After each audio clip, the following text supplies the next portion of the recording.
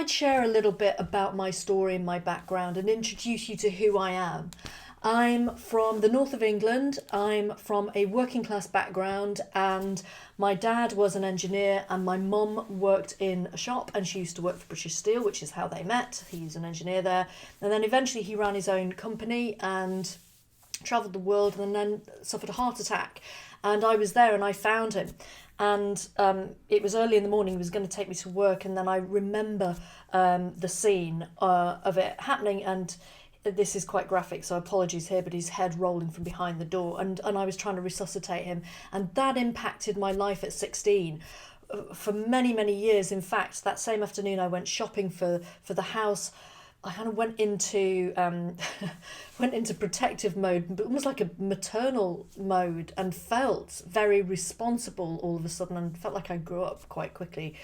I went to RADA, which is the Royal Academy of Dramatic Art, to train to be an actress, something that I'd wanted to do for years. And it was very expensive, that course, and so we were in a very difficult financial position after my father had died. And so we wrote letters out. I ended up getting a grant, 2 different grants, one for half from the government, half from some other people, and it allowed me to go through that whole 3 years of training, which I absolutely loved, and it was my passion. All that through that period, though, I was experiencing anxiety, which I hadn't really had before. I mean, I'd had a little bit of nervousness through college after my dad had died, but when I went to RADA, it really started to show itself up in bizarre places. Not on stage, never on stage at this moment, which that came later. But certainly when I was training, I was experiencing all of the emotions coming up, and I didn't know what to do with them. And with that kind of school and that kind of process, they teach you to use those emotions. So I didn't think there was anything wrong with it. In fact, if anything, I thought I had a well of emotions that I could tap into. And now when I work with actors, it's a big no-no. It's unsustainable, partly for the fact that you run out of your emotion halfway through a run if you're relying on your own stuff. But that's a whole other course for my actors that I do there with that. You've got to kind of create your emotions from an authentic place for the actual character and not use your own. But at that point in time, I had many emotions of my own, and I was using them and learning my craft and singing and doing all the things and the dancing and the movement that I love to do. And I was in my element. And then I left, and you kind of thrust out of this bubble into the world. And I had huge panic attacks, and they lasted over a long period of time, and I tried to push them down. I went to see, and my doctor was the first port of call. They put me on a prescription medication, which just made me feel even worse. And he eventually took me off those. I then tried CBT. That didn't work. In fact, that made me very mad. The people running the course had no experience of anxiety. Not that you have to experience the condition that you're working with for somebody, though their approach to it was very patronizing, I felt, and it was a group event, and I didn't feel as though anybody was looking under the hood, at the depths of what might be going on. And all I had was the symptoms, and it really felt like the symptoms were the big problem, which is what most people experience. That didn't work. I went to a talking therapist later down the line, a Freudian psychotherapist. And I'm laughing because it was amusing because he had this little Freud that would sit on his bookcase with its little legs dangling off. And he just reflected everything back at me. And so I talked a lot and moaned a lot about just stuff I was filming at the time. And I was filming talk about law of attraction, attracting the things that you need to actually heal, which is what happens a lot. You get kind of faced with all of the things that need to come up. I was filming on a warship which has no windows, and I was sleeping on there because we were filming out at sea for 3 days at a time. And so I would sleep in the cabin, very kind of method, in the cabin of the person who I was playing. So it was the people who were playing the captains, for example, had the captain's quarters, and everybody else was you was kind of sleeping in the quarters of the character that you were in. And I was this really, really confined space with about an inch above my head, and no windows and all the rest of it. And I was claustrophobic, and at that point agoraphobic too, which kind of means you don't like very wide open spaces, and I didn't like enclosed spaces. So it's like couldn't go out, couldn't stay in kind of a problem in the extreme sense. And I was trying to manage this and work and, pay the rent in London and be a, young professional in London. And it was really hard. And so I was on this warship in the middle of nowhere, but also locked in. So it was the complete perfect storm of my problem. And I would have about 3 panic attacks a day. And the actress who was filming with me, who I won't name, but she I think she found the whole thing really funny. And people who never experienced it, I get it, it can look quite amusing if you're kind of going through absolute hell, but you're not showing it on the outside. You're just trying to get through it.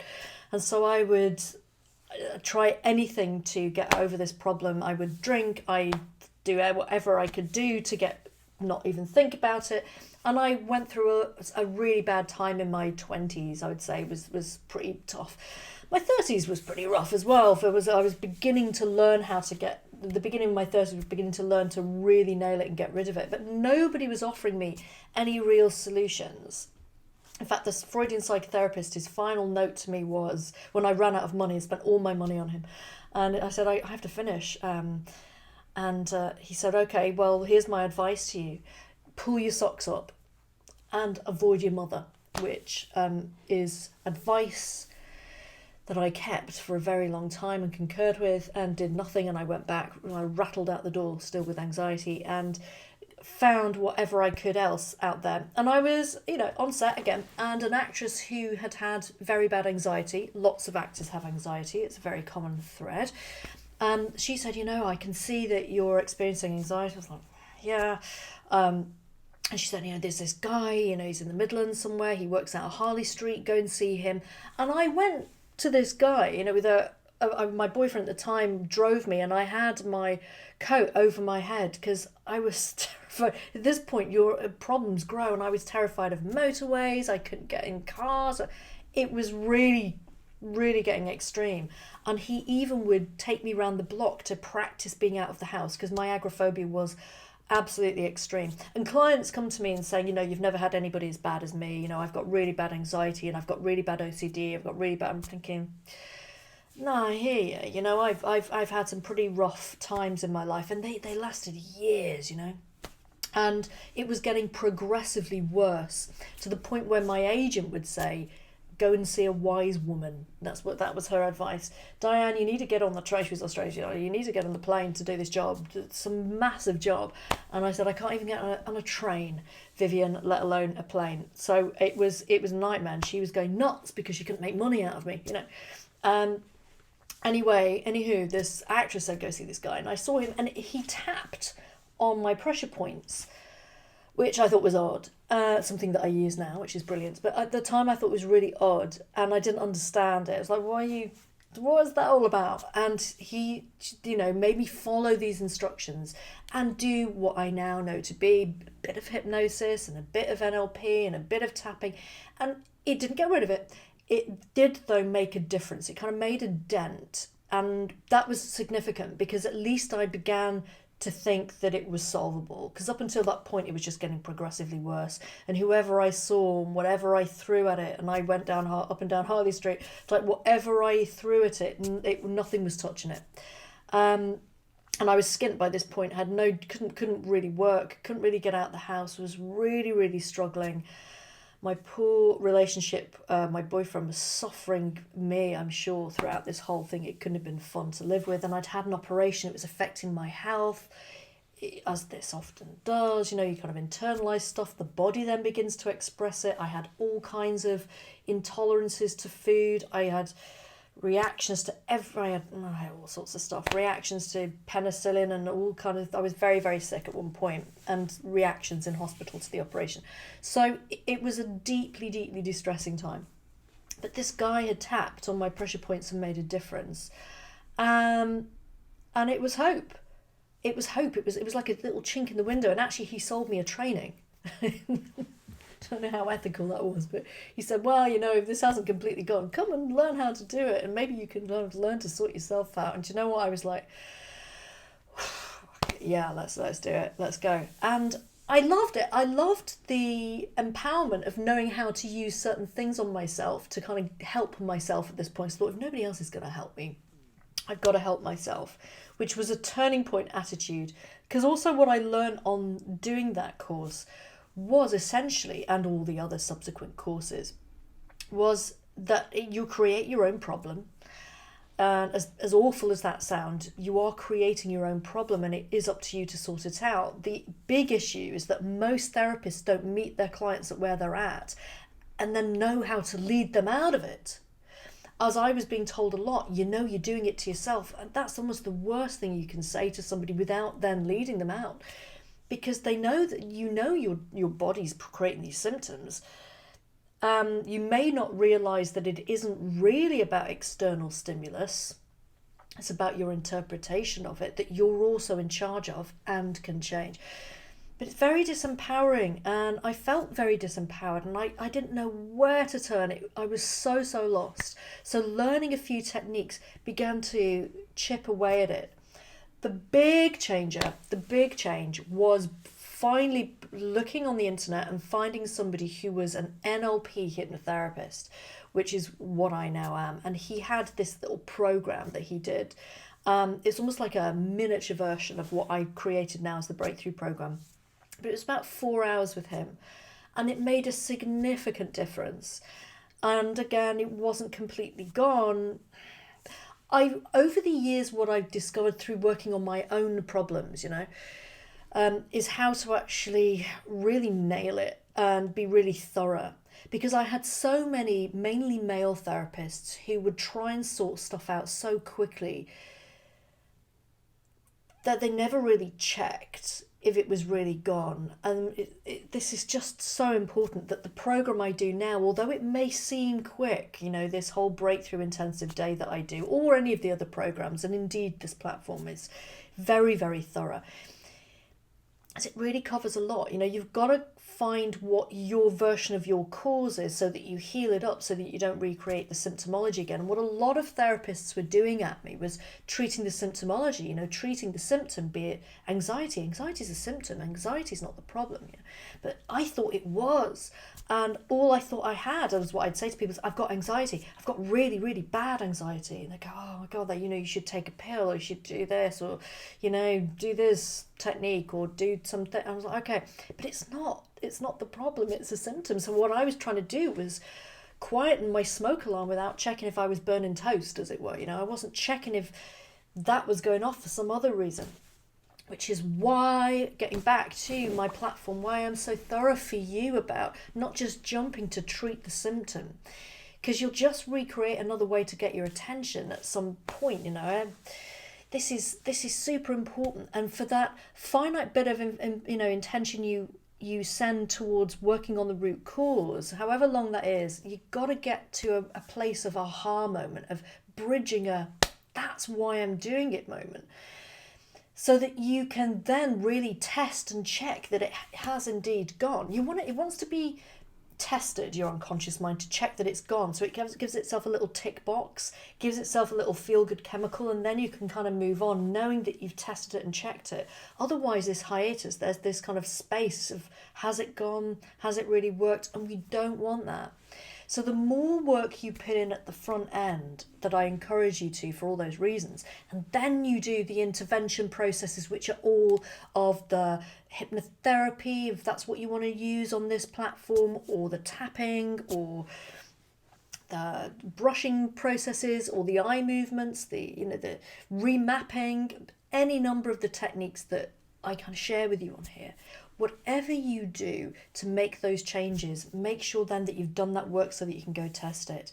And everything that you do, this foundational process, is going to make you have incredible results in all of the other work that's going to come thereafter, which is the life purpose then, and aligning to who you are and aligning to what your goals are. Because if you set your goals now. Your goals now are currently based on what you currently believe you deserve and who you are. And if you currently have, like I did, have had this bunch of negative, awful, limiting beliefs, which were the real problem, which through this course you'll understand why that is. But if you've got any of that stuff going on, the beliefs are going to stop you getting your goals. You're going to shoot yourself in the foot. You're going to trip yourself up. And we don't want that. So this foundational process is the first thing I do for goal setting clients and for career clients. If I've got long-term clients and I'm coaching them, I give them a breakthrough at the front end so that I know we've kind of cleared all the baggage and stuff that they would have otherwise tripped themselves up. Otherwise, we're just pushing a treacle uphill and you're running internal conflict. So the more we can heal up all of that baggage and all the stuff that's niggling away at you, any of the symptoms, all of those symptoms are going to lead you to all this new information, which I want you to cherish. They are gold because they're going to set you free. You're going on your own journey inside, using the symptoms as signals that will send you on their own track through this process of design for you, so that you don't need somebody directly outside of you to be asking you the questions, because the videos will ask you exactly the questions that I would ask you in the room. So if you're following it through and writing everything down and responding to the questions that I'll give you, you stand an amazing chance of sorting your problem out with this process. And of course, there is a support group. Of course there is. There's the Facebook support group. You know, it might change in terms of a platform. There will always, though, be support there for this kind of course because it's essential. You're going to have questions. I'll hop on, I'll do lives, I'll do what I can to help. There are tiers of help, of course. You know, the amount of time that I'll spend with a smaller group of people will be different to just hopping on and answering questions. But if you want that, it will be there for you. So I've got my own stuff that I continue to work on. Oh, my old problems have gone. I'm no longer agoraphobic or claustrophobic. I don't get anxiety. If I do, it's a little signal about something in the future that I need to be aware of. But it is nowhere near the life limiting stuff that I used to have in the past. If I have a relationship issue, I know how to work on it. If I've got a career limiting issue, if I set big goals, I know how to work on it because of what I'm going to share with you on this course. So I'm really excited about this for you, and I'm passionate about it because it works if you do it. If you jump around and skip around, it might not work. It is a bit like a recipe, you know. I'm not great at cake baking, but I completely appreciate the concept that if you leave out the flour and you're not going to get the same kind of biscuit or cake, you know. There are going to be elements to this that if you miss them out, you might not get the same result that you would have otherwise got. So the videos will be delivered to you in the order that I would recommend. Just go through it. You can always go back over something, which is the joy of having it videoed and having the audio files, you know. So I hope that explains what my background is and how I also share with everybody that comes and sits in front of me, and you who are watching this for whatever reason. I've had my own stuff, and it's hard when you're going through it, and I'm there with you, and I want to help you. And so this bunch of videos and audios, I hope will do that for you. I'll always be tweaking it.